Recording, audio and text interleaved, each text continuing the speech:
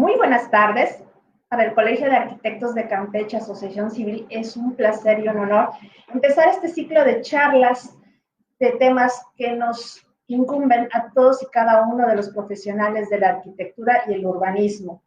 Es muy grato para nosotros empezar estas charlas con el arquitecto Julián Yáñez, que es egresado del Tecnológico de Campeche.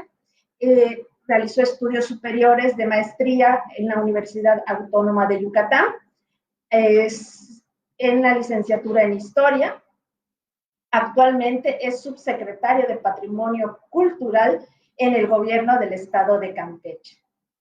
Les dejo con él, una excelente persona, profesionista, profesional, que ama el arte, que ama la parte de la arquitectura, la historia.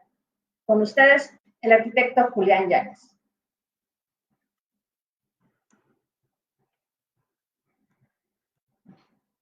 Hola, buenas tardes. Muchas gracias por acompañarme, recibirme en sus hogares. Gracias que nos acompañan, pero también quiero dar un agradecimiento especial al Colegio de Arquitectos de Campeche, a Vianey, a Carla, por su invitación a participar en estas pláticas. Espero que sea de su agrado. Sí. También quiero comentarles que hoy vamos a referirnos prácticamente a la arquitectura patrimonial de la ciudad de San Francisco de Campeche, en el que abordaremos un tema quizás un poco cansado para las personas que no tienen esa terminología, pero trataremos de hacerlo un poquito más ameno, ¿no? En este sentido, vamos a hablar un poco de sus características de los edificios, características constructivas, tipológicas, un poco de su partido arquitectónico, su distribución, y algunos detalles de lo que fuera su fachada o sus características ornamentales, ¿no? En este sentido, antes de entrar en materia, quisiera yo hacer algunas precisiones. Nos enfocaremos en primer lugar a la arquitectura civil. Campeche es una ciudad con vasta arquitectura religiosa y, por supuesto, la arquitectura militar, que es, por ejemplo, una de las razones por las que Campeche es patrimonio cultural de la humanidad, es la arquitectura militar. Sin embargo, en este tema, pues no alargarnos mucho, podemos trabajar o enfocarnos a la arquitectura civil, que es un poco la arquitectura que tenemos más a la vista, la que día con día podemos caminar con cotidianidad en el centro. Los que tienen la fortuna de vivir en Campeche, pues no me dejarán mentir. Para la gente que nos ve desde otros lugares, quisiera yo contextualizar un poco lo que estamos viviendo, de lo que vamos a hablar. Para los amigos que nos vemos, la ciudad de Campeche es una ciudad portuaria ubicada en la península de Yucatán, al sureste de la actual República Mexicana. Es una ciudad que, como cualquier otra ciudad de origen colonial, virreinal, pues estaba delimitada por las ordenanzas de Felipe II, en el que pudieran establecerse los cánones de trazo, de crecimiento, de formación, de establecimiento, ¿no? Sin embargo, para no meternos en esos rollos tanto de historia y que alguno de mis amigos historiadores luego me diga, lo dijiste mal, pues no ahondaré en este apartado histórico, ¿no? Sin embargo, pues me gustaría platicar un poco más. La ciudad de Campeche actualmente tiene cerca de 800,000 habitantes en el estado. La ciudad es un poco cercana a los 300,000 habitantes aproximadamente, ¿no? Sin embargo, tenemos un centro histórico de 1.81 kilómetros cuadrados, o sea, es un centro relativamente pequeño con otras ciudades, pero que puede dividirse en 5 barrios tradicionales desde la época. El centro histórico, pues lo rodean al perímetro los barrios de San Francisco y Guadalupe hacia el oriente, un poco más hacia el sur el barrio de Santana, y si al poniente el barrio de San Román, la ermita también, perdón, está en el oriente. El centro histórico es el llamado perímetro A, en el que de la zona declarada de patrimonio, que tiene un área amurallada, o lo que nosotros le conocemos como el recinto histórico, que tiene un perímetro aproximadamente de 2 kilómetros, para que tengamos una idea. de esta ciudad, donde están la mayor parte de los inmuebles, que son cerca de 1.600 inmuebles históricos que tenemos en el centro histórico, válgame la expresión, tiene aproximadamente dos calles, la calle 10 y calle 12, que van de oriente a poniente, ¿sí?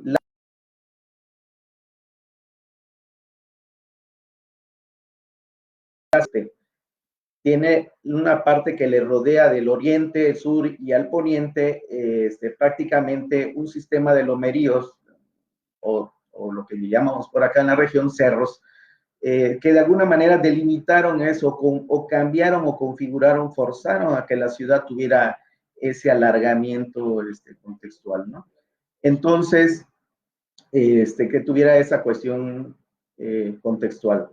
Ahora, ya entrando un poquito más en materia, como les decía, vamos a hablar de lo que es el siglo XVI. Bueno, otra de las precisiones que quería comentarles era eso, que pues vamos a enfocarnos desde el siglo XVI hasta una primera mitad del siglo XX, ¿no?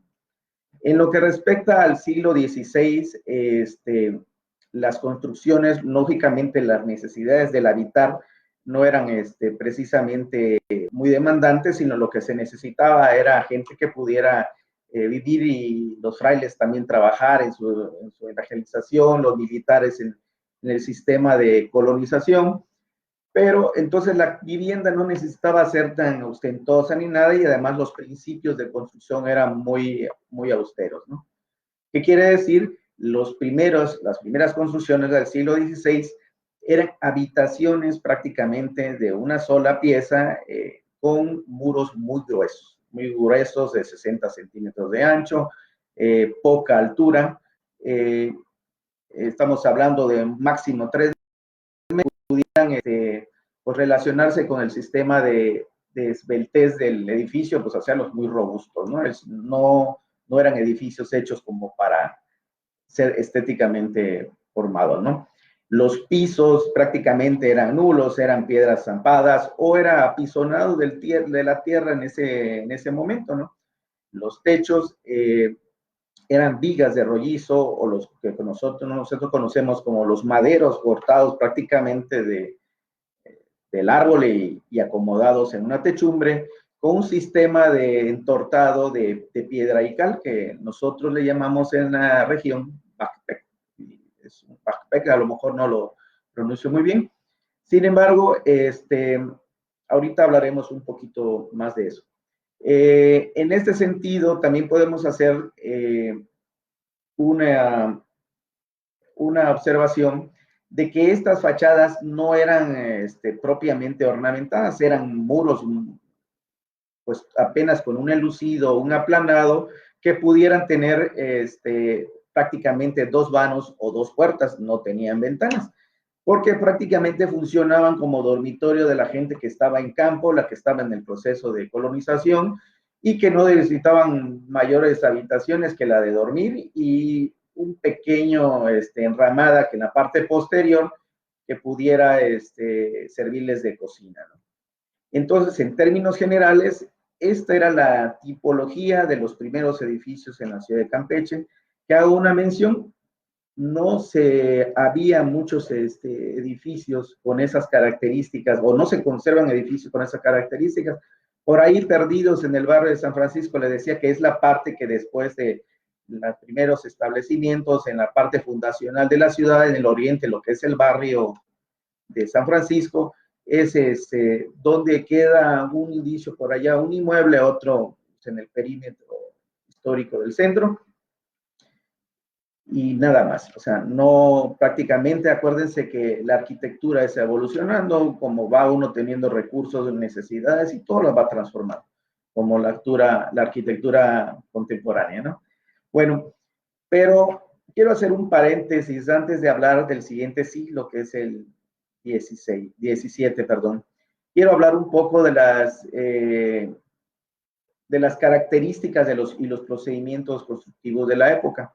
¿Por qué quiero hacer este paréntesis? Porque desde esta edificación prácticamente hasta la del siglo XX se mantenían los mismos materiales, los materiales de la región.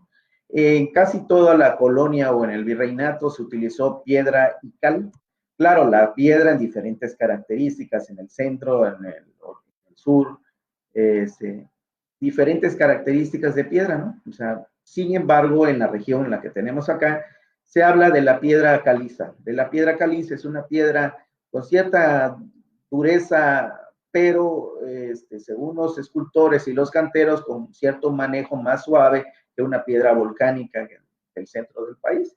Esta piedra caliza nos permitió poder moldear y trabajar más fácil la piedra.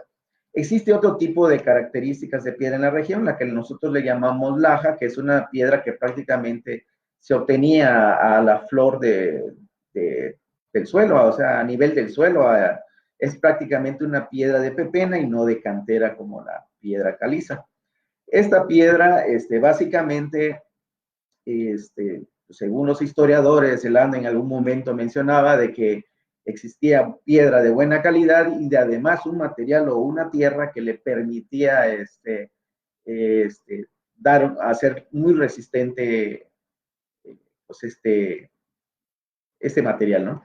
Estos muros más bien. Bueno, ¿qué sucede con esta situación? ¿Qué sucede con esta situación? Que la cal es un material que desde toda la vida se ha utilizado, la cal se ha utilizado de toda la vida, desde las primeras ciudades de la antigüedad, Jericó, etcétera, Europa siempre la manejaron y no era ajeno para aquí, para los antiguos pobladores, los mayas de acá, no era ajeno la utilización de la cal. Los edificios prehispánicos son muestra latente de este material, que prácticamente no podemos ahorita pues a profundizar en ese sentido, pero había muy buenos bancos de cal, que era la cal natural, la cal apagada, la que se le metía en un horno, como una especie de enramada, de palizada, en la que se le ponía la cal en la parte posterior, se iba consumiendo, se quemaba. Esa piedra apagada, esa piedra, pues sí, apagada, es la que se remojaba en artesas, en los mismos recipientes en el subsuelo, se le abrían los huecos y se le llenaba con agua.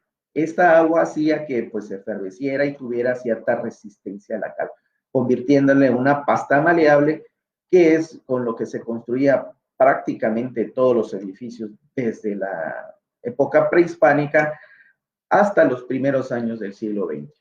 Entonces, este material se juntaba con otras arcillas de la región que les llamaba, como les mencioné al principio, era Sascap. El Sascap es una tierra blanca de la península de Yucatán. Sin embargo, hay indicios de que se manejaba el Cancap, que también funcionó como arcilla, pero el Cancap tenía otras propiedades de menor resistencia y es una arcilla roja que tenía otras propiedades que más bien eran como para elucidos y se mezclaba con otras cosas, como por ejemplo la vivienda maya, ¿no? Entonces, que por cierto, la vivienda maya era el panorama que nosotros teníamos en Campeche a la llegada de los conquistadores. O sea, habían estructuras hechas de piedra, lógicamente, pues por los edificios ceremoniales, pero la vivienda del común de la gente que habitaba en ese entonces era pues prácticamente derramada, una casa maya, hecha pues con material de guano, ¿no? Ahora, en este sentido quiero pasar al último punto, que es la madera. La madera era otro de los materiales principales de la construcción virreinal. La madera, como ustedes saben, pues varía de zonas también. Aquí se manejaba madera dura como el zapote, el machiche, el pupé y el cedro, ¿no? Estas maderas se utilizaban prácticamente para las construcciones locales.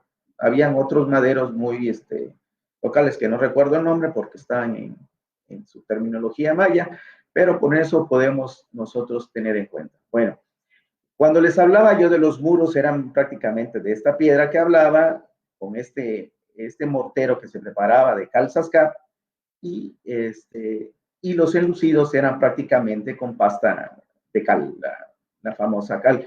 Los mayas lo utilizaban como las argamasas, que eran perfectamente lisos, eran las argamasas, podían ser enlucidos muy, muy bellos, ¿no? Que hasta la fecha se conservan. Entonces, pasemos a lo que es ya el siglo XVII.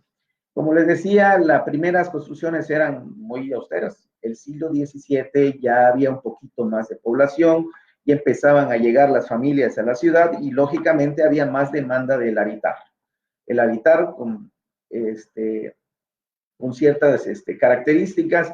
Entonces, lo que era una construcción de una sola habitación se convierte en viviendas de 2 habitaciones a las que nosotros le llamamos crujías.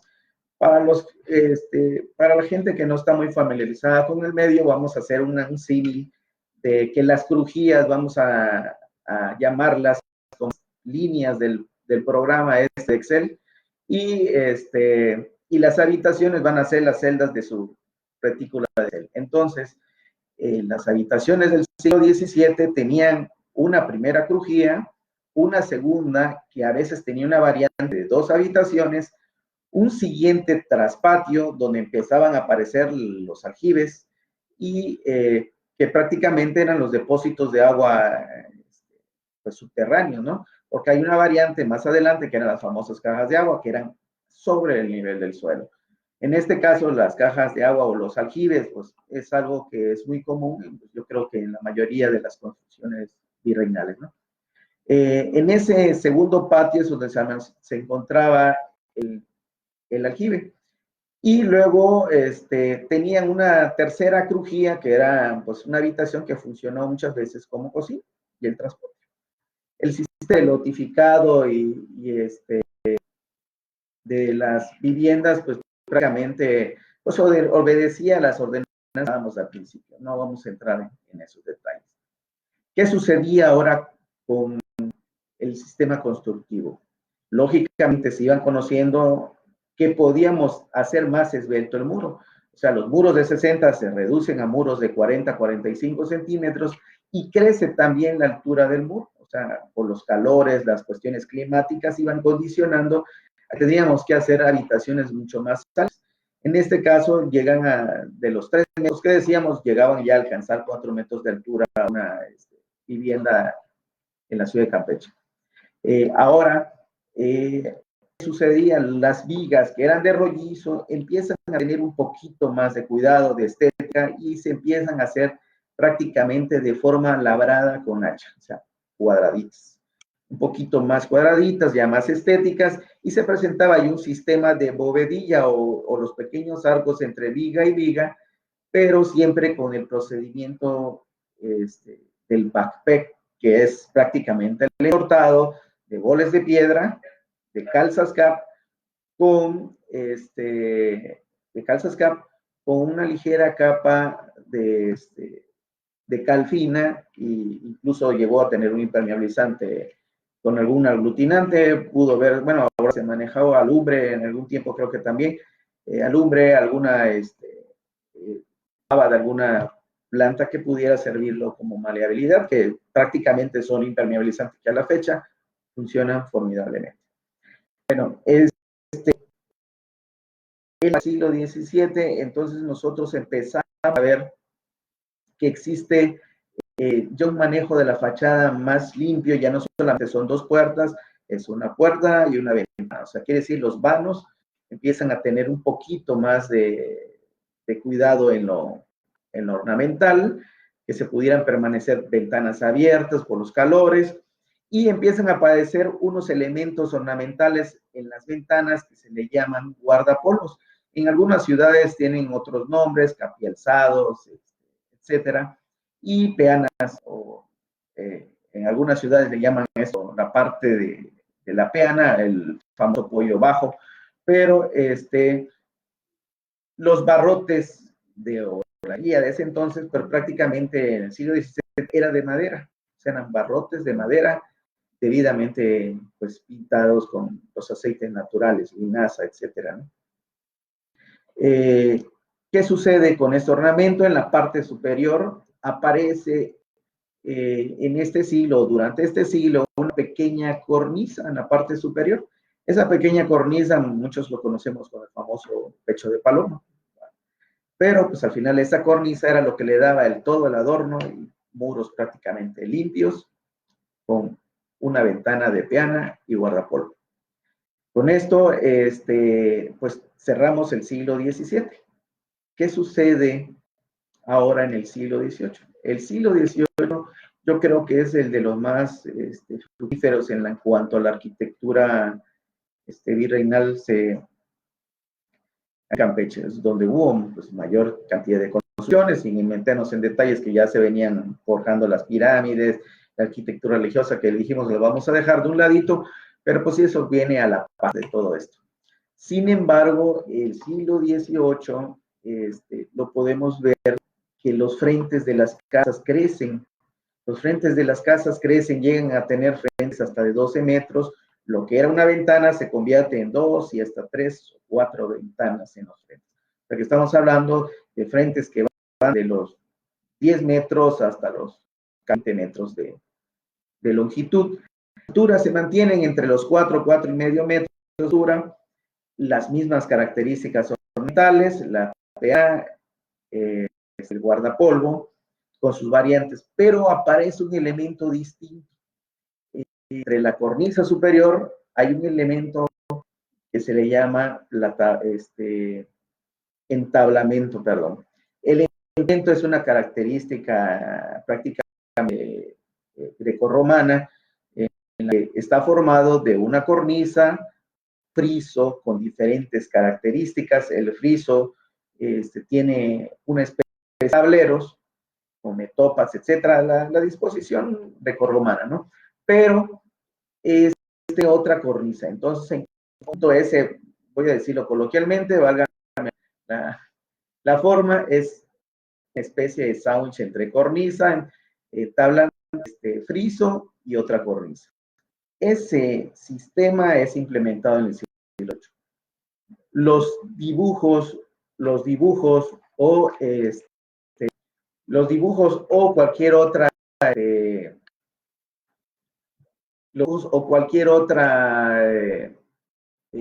figura que tuviera esos frisos prácticamente eran muy sencillos, eran listos, cuadros que estaban en el friso, o estaban a aparecer figuras geométricas, rombos, círculos, ellos, pero esto se debía prácticamente, estas características se debían prácticamente a que la arquitectura estaba siendo no por ingenieros militares. O sea, el concepto de arquitecto todavía no aparece mucho acá. Entonces,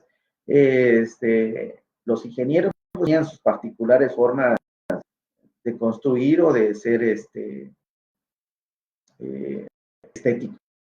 En las fachadas de estos grandes casas empiezan a aparecer también los famosos portones o zaguanes, que los zaguanes es esa especie de la cochera foránea, ¿no? Ese es el área del recibidor para que pueda, válgame el símil, ¿no?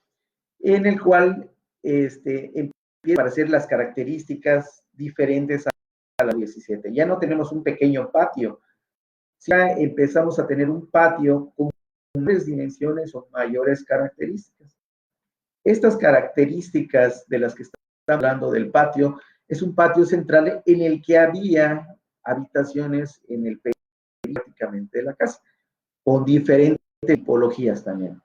¿Qué quiere decir? ¿Se acuerdan que hacía la relación de una página o un libro en el que teníamos celdas y columnas y filas, ¿no? Las filas siempre van a ser paralelas a la calle, entonces las crujías empezaban a poner en este sentido, era la primera crujía y tenía una especie de celdas en la parte laterales del patio que pudiera las columnas del Excel, que muchas veces también cerraban, por lo que entonces se formaban los famosos partidos L en U en C. ¿Qué quiere decir? El C es el que tenía un lado, el frente con construcción, la lateral con construcción y el fondo con construcción, y una indancia quedaba pues sin construcción, era prácticamente, ¿no? Los de U es los que tenían en el frente construcción, en los de las colindancias construcción, y tenían un patio que pues era dividido con un patio, aljibe y un traspatio, que hasta todavía se conservan unos hermosos patios que aquí tenemos que rescatar muchos árboles todavía. Todavía tenemos corazones de manzana que rescatar.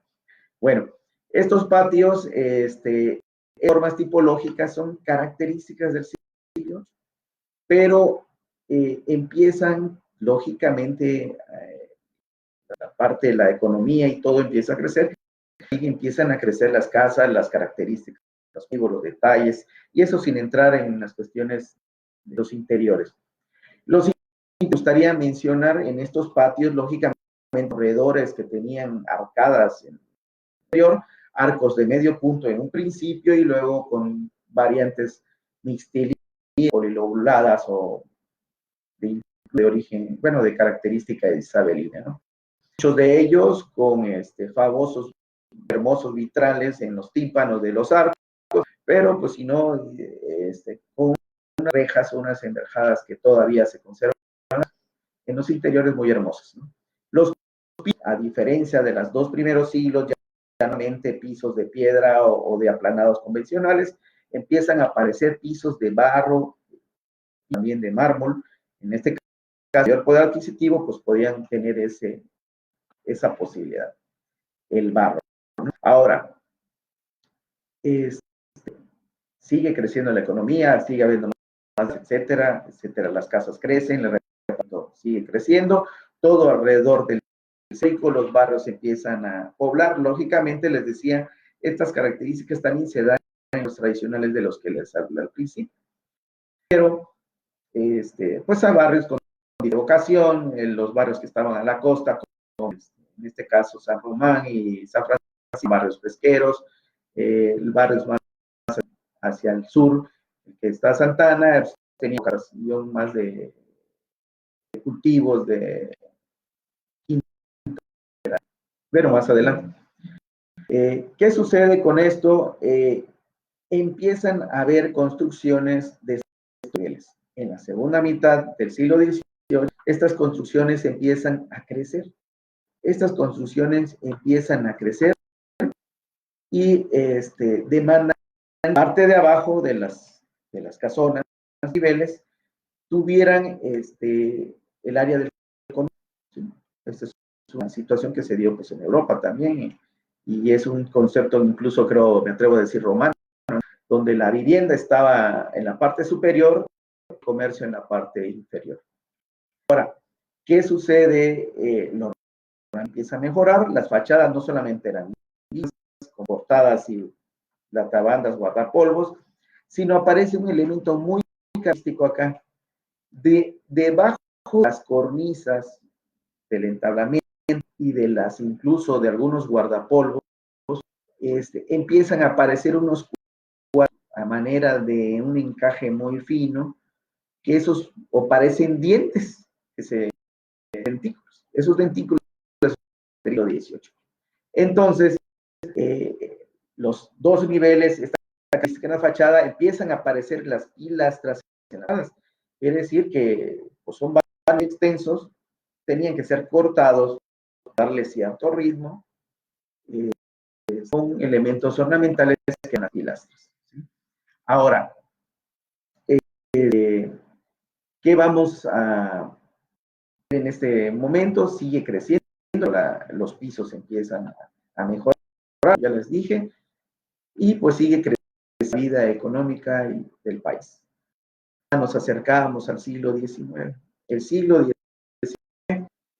XIX es un siglo que, como ustedes ven, pues en 1810, la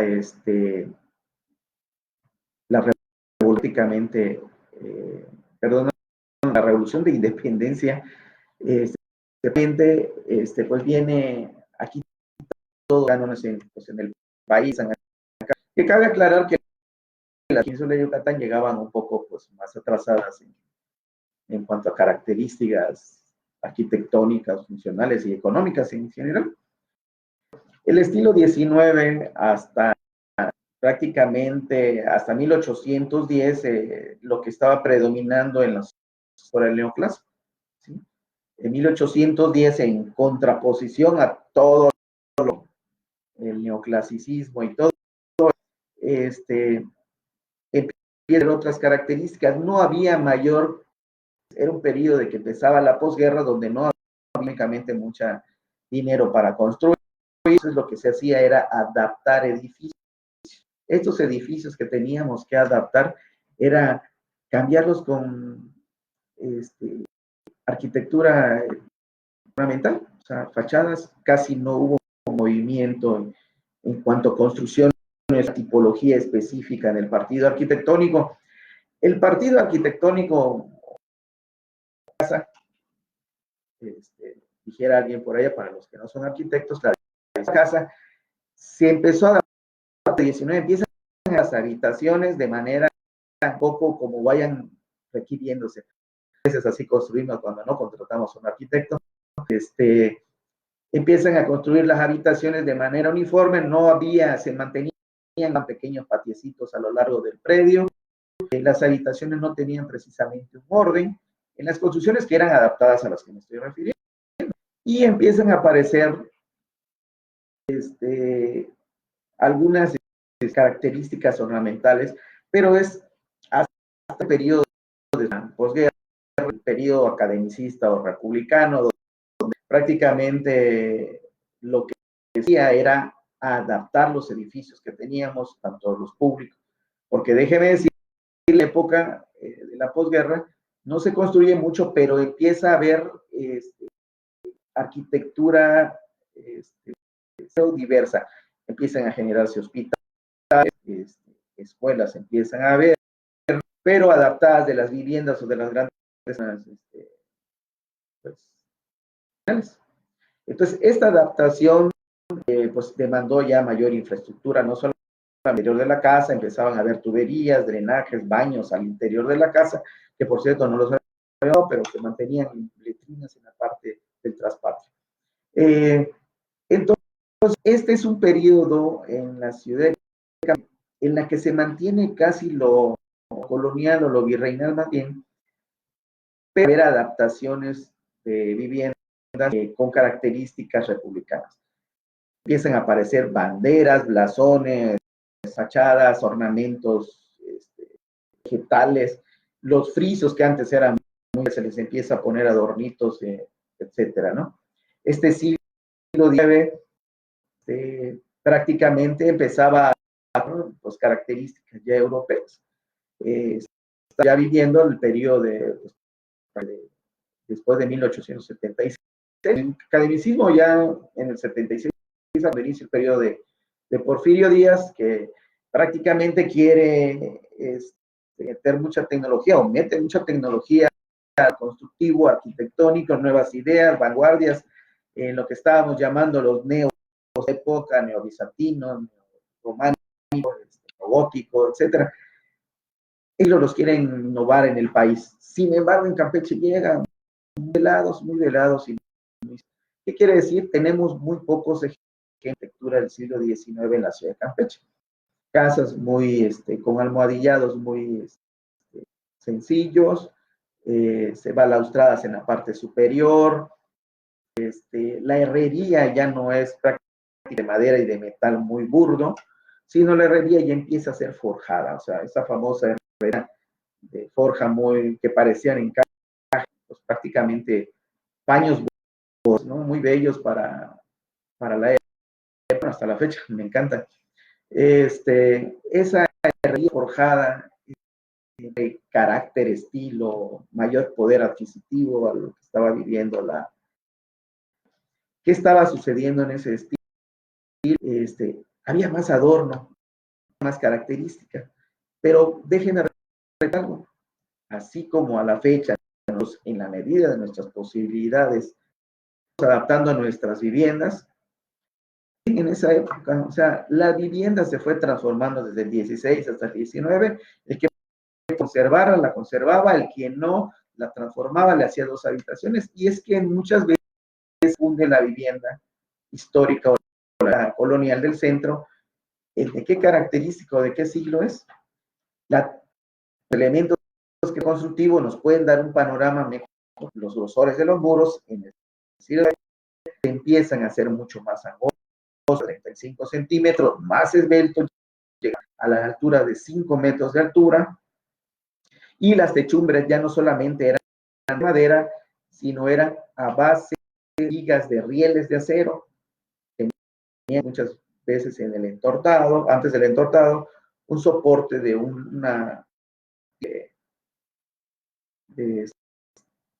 de barro. Tocó el barro, quiero hacer una aplicación especial, a pesar de que había estas. Acuérdese que hemos mencionado que el paisaje urbano de la ciudad de Campeche era la palma y la mayoría de la casa. Le mando un saludo al arquitecto Aurelio allá en Yucatán, Aurelio Suárez, un abrazo, defensor de la vivienda en la que podamos nosotros, ese panorama. De pronto había algunas quejas de que la vivienda de Palma era muchos incendios, sobre todo que estaba en la periferia. Entonces, alguien dijo por allá, coloquial, vamos a sustituir las tejas por unas tejas de barro, pues que ya se estaban manejando en Europa. Entonces, en el siglo XIX se empiezan a dar esas características, y Campeche, pues alrededor de 1950 es cuando empieza a importar tejas que venía como lastre, lo mismo que las baldosas de barro, el barro en mosaicos de pues, aproximadamente 20 por 20 centímetros en colores negro, que es pizarra, el rojo, y de pronto se empezaron a dos pisos y casas de palma con tejas. La teja francesa, a diferencia de la República, que es la teja de media caña, aquí la teja francesa es turística plana, ¿no? Una característica de un ensamble perfecto, muy hermoso, que todavía tenemos ejemplos de esa arquitectura, hasta pues a principios de un censo como de 100 viviendas, ahorita deben de haberlo, que también tenemos que pues decir que si no tienen un momento, pudren los vigas principales y se desploman, ¿no? Entonces, pero todavía tenemos muchos ejemplos de esto. Entonces, es una característica del siglo XIX el paisaje de tejas en la ciudad de Campeche. Empiezan a sustituirse, a mezclarse las tejas de palma. En el centro histórico, en los barrios tradicionales, las casas normalmente que teníamos del virreinato, con la vivienda porfirista o del porfiriato. Quiero hacer una mención hablando de la ciudad. Sin embargo, características también se dan en diferentes asentamientos urbanos de lo que de Campeche, en Yucatán. Pues, lógicamente antes todo era la península de Yucatán, y la característica arquitectónica es muy similar a la de Yucatán. Claro, quiero la observación, la ciudad de Mérida tuvo un auge económico distinto al de Campeche. Campeche luego al final no repuntó como una ciudad importante. En ese entonces, siglo XIX, se encarga importancia, progresos y sale y empieza a despuntarse. Entonces, el porfiriato en Yucatán es donde dio énfasis. Ahí es donde encontramos la mayor cantidad de personas. Y a diferencia de aquí, que ya la vivienda con características neoclásicas, ¿no? Entonces, ¿qué va a suceder con esto? Volvés a Campeche, hay construcción que es las entonces que abastecían a la ciudad de la materia prima, pero tenían características arquitectónicas muy europeas. Es rica en esa producción porfiriata, ¿no? Del porfiriato, perdón, que es la arquitectura con estilo etcétera. Los neobizantinos es el que utilizaba un poquito más algunos vitrales, ¿no? Bueno, esta Campeche, entonces podemos decir que la del siglo XIX en Campeche se empieza a ver muy opacada porque no había un tanto económico. Bueno, Como les decía, cambiaron los constitutivos, empiezan a aparecer, los materiales cambian, mármol, los muros al interior, mampostería, cal, zascado. Bueno, pasemos a la parte, creo que un poquito ya para ir terminando y no hacer tan cansada la charla, parte del siglo XX, el periodo que creo que menos hablamos de la ciudad de Campeche, ¿no? El siglo XX, pues ya no está, por eso le decía yo a esta charla, la arquitectura, porque ya no entra en el sistema de gestión legal de como arquitectura del colonial, pero esta arquitectura tiene una, bueno, luego es un comercial, pues el famoso de la documentación, movimiento moderno, el INVAL ahorita está tomando muchas cartas en asunto, está teniendo en esta arquitectura del siglo XX que las pasamos de aquí en la ciudad de Campeche, ojalá que en muchas ciudades la tomen. Acuérdense que estábamos viviendo también ya un periodo de, este periodo le llamo yo el de la posrevolución, en el caso es de la revolución propiamente dicha, la revolución de 1900, ¿sí? Donde pues prácticamente se va a Porfirio Díaz. Entonces, esos nuevos de nacionalismo, volverse a apropiar de lo regional, de lo autóctono, de las cuestiones que nos identificaban como un nuevo proyecto de nación, pues empiezan a traer una arquitectura que es la neoindigenista. En el resto del país, ustedes sus ejemplos, la neocolonial. Campeche no es ajeno a esto. Ya un poquito más tardío, tenemos 2 o 3 ejemplos de vivienda de la posrevolución. Esta vivienda es construida en el siglo XX o modificada en el siglo XX. ¿Se acuerdan que yo les hablaba de que hubo un cambio en el academicismo del siglo XVIII de entre queríamos quitar la colonial y republicano?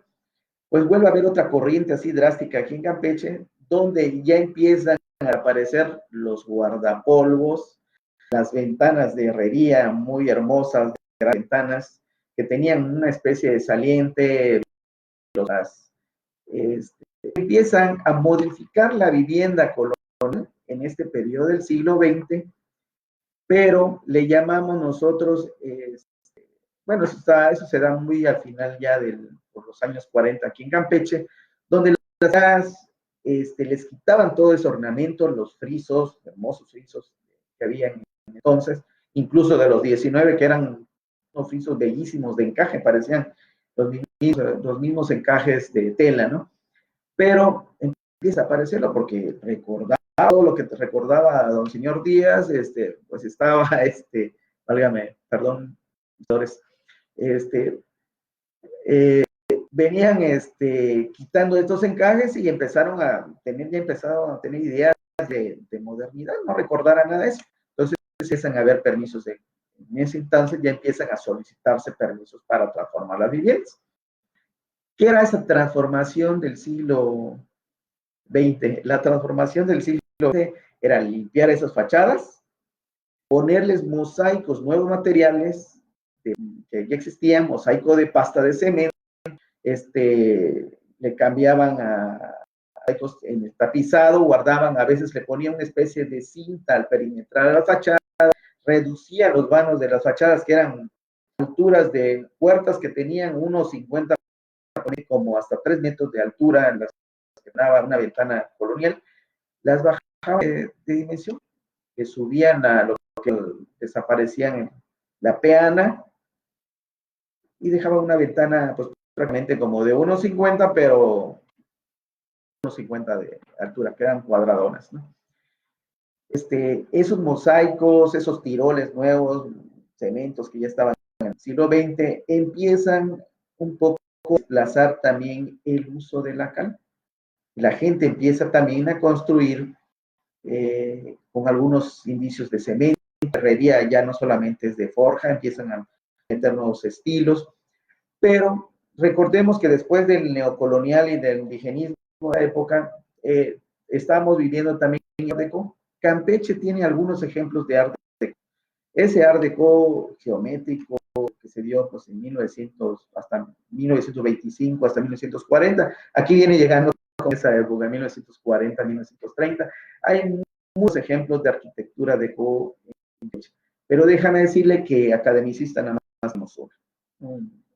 El famoso Cine Selen, un edificio que ahora es un centro comercial, pero tiene características del Art Deco académicas, materiales nuevos, granitos, mármoles, aluminio, vidrios, etcétera, ¿no?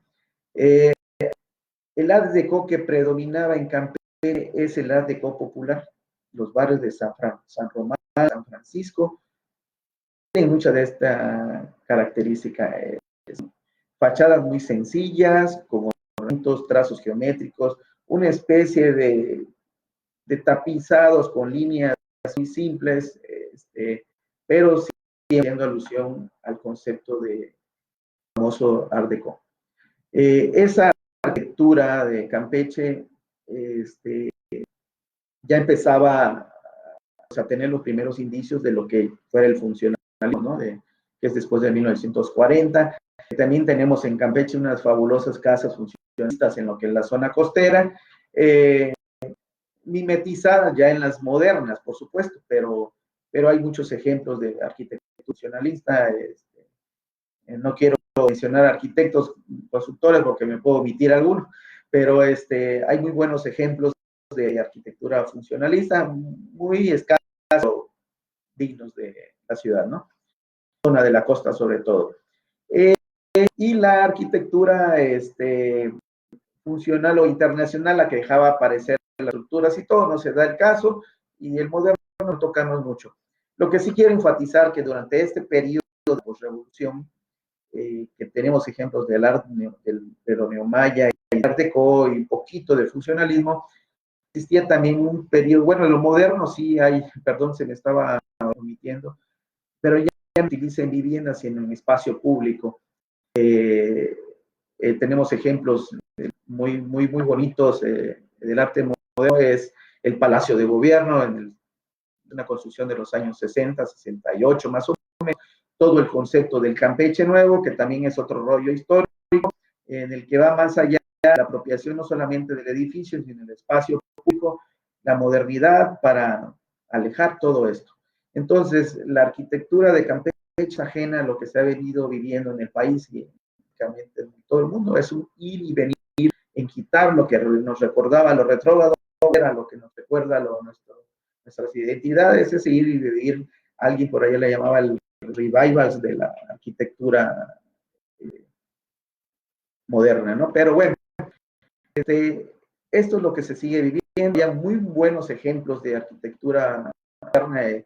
Teníamos preciosas estructuras, cascarones espaciales a base de puro concreto y fierro, lo que ahora tenemos la concha acústica, recientemente intervenida, pero pues hay ejemplos ya de elementos del espacio público que pues lamentablemente a veces no tienen la misma protección que la arquitectura histórica, porque se estaba utilizando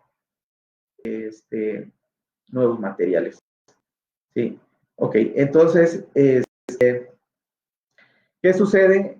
Ya, pues para ir terminando un poquito de esta charla, quisiera pues yo exhortarlos a visitar Campeche, los que son de fuera, los que fuimos a Campeche y tenemos la fortuna de recorrerlo, de caminarlo, que recorren el centro con otra mirada. Sí. ¿En Campeche predomina el modelo urbano barroco? No, precisamente no. No es una pregunta de que si predomina el barroco. El barroco era parte del quehacer de la arquitectura europea. Normalmente el barroco se hacía a través de una plaza concéntrica y de manera radial. Aquí no logra ser radial la entrada, sino es ortogonal. Es parte de ese sistema, pero acuérdense que les mencionaba que el medio físico delimitó el crecimiento de la ciudad. Tenemos una serie de lomeríos en la parte que era de costa y de alguna manera lo que hizo era que se hagara la ciudad y no que creciera radialmente como en el resto de las ciudades coloniales, que casi todas tuvieron esa oportunidad de crecer y sus 30 manzanas al oriente, al poniente, etcétera, ¿no? Aquí no, nada más pudimos crecer hacia los lados y un poco atrás. Actualmente la ciudad, les digo, ya cruzó esos lomeríos, ya la ciudad traspasó, la ciudad histórica quedó dentro de esos lomeríos con un sistema excelente y delicioso de fortificaciones y cruza la ciudad moderna, pues ya esos lomeríos, ya empieza a crecer la parte de la ciudad contemporánea, ¿no? Entonces, podemos hablar y decir que la arquitectura de Campeche todavía conserva ese, vamos a decir, ese toque de ciudad colonial. No por ser campechano, me enorgullezco mucho de Campeche y también pues agradezco también a las autoridades que siempre nos apoyan en ese ir y venir y sobre todo de la protección del patrimonio. Hacemos ligas, el Instituto Nacional de Antropología, el Colegio de Arquitectos, siempre hemos estado trabajando en la pugna de protección del patrimonio y sobre todo en esto que hacemos ahora en la iniciativa que tiene el colegio, es la difusión de esto, ¿no? De conocer y caminar el Campeche de una manera diferente.